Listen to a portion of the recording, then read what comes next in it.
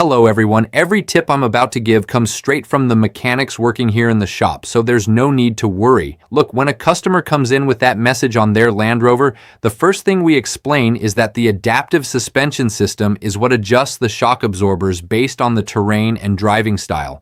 That's why, when something goes wrong, the car triggers this warning to protect itself, not because the entire suspension suddenly failed. Now, some customers tell us they feel the car is stiffer or moves differently. Others say, the message came up but I'm still driving normally.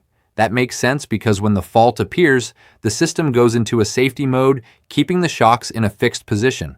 One of our techs always says, it doesn't break all at once, it just stops working intelligently. On the other hand, there are customers who notice the warning comes and goes intermittently.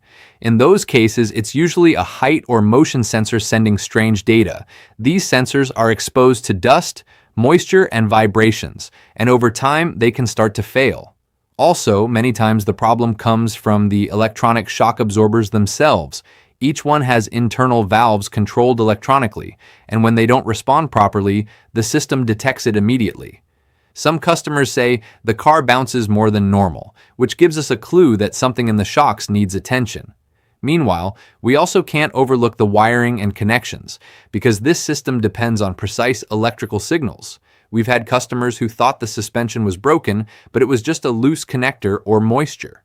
One customer told me, I thought the whole suspension was bad, but it was just a cable. And after adjusting it, the warning disappeared. Sometimes the fault comes from the suspension control module, which coordinates the entire system. If this module receives inconsistent data or fails internally, it triggers the warning, and the car may behave normally or differently, but the alert stays on. When a customer wants it fixed, in the shop we do a full check, scan the vehicle, inspect sensors, connections, and shocks.